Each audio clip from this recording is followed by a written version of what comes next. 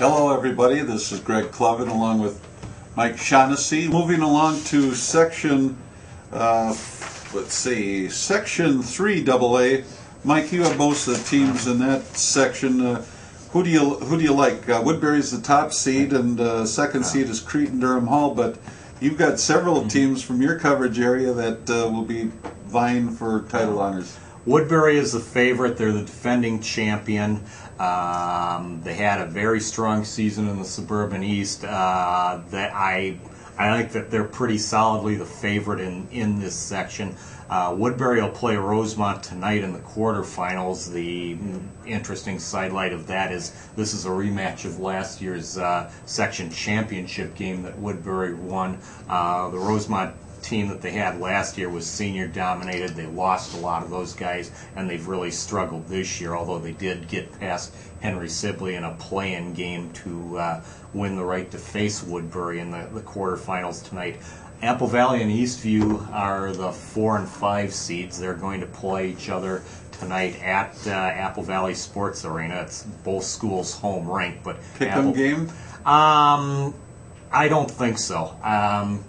Neither team closed the season very strong, but Eastview really fell off the map after the first of the year. They were 8-2 at one point, and I believe won 2 games the rest of the regular season.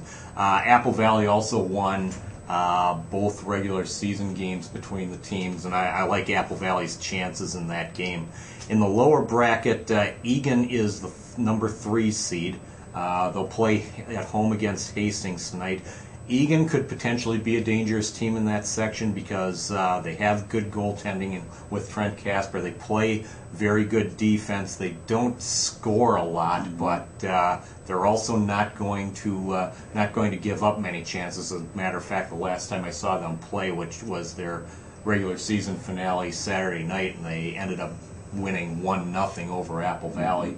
So the Wildcats play well in their own end, limit the other teams' chances. They've got a chance to pull some upsets in that section. I would think that they will get past tonight's game against Hastings. I think they would have a decent shot in the semifinals if it ends up being them against Cretin.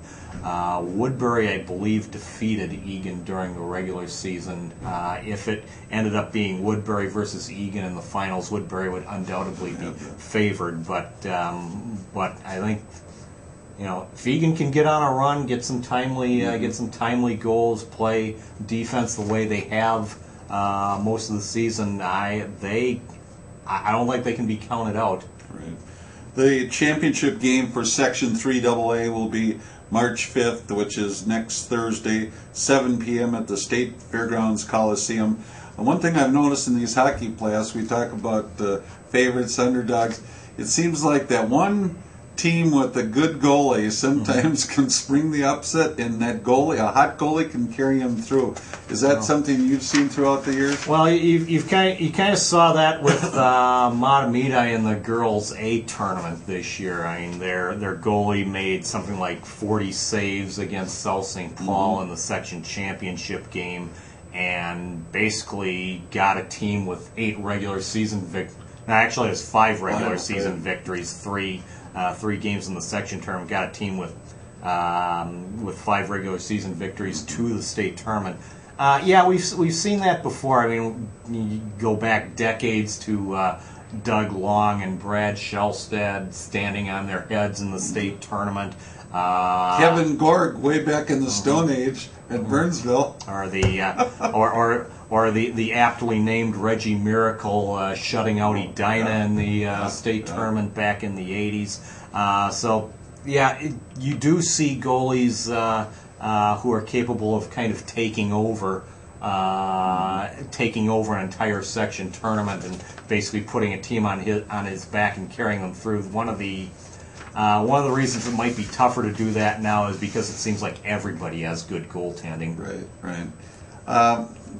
Jefferson's got a pretty good goalie, Casey O'Connor, but I think some of these goalies are only as good as their defensemen, and if you happen to have 4 veteran defensemen, that helps quite a bit. Yeah, well, One thing that more than one coach has told me is it's not necessarily easy to play goalie if you're seeing like 12 or 15 shots a game because you're not ready.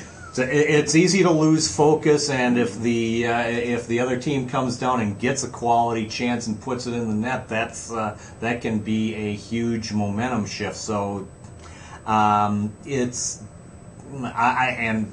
heard that from a number of coaches and a number of goalies that, especially from goalies, they would almost prefer to be busier because it's easier to stay in the game mentally if they're facing more shots. Right.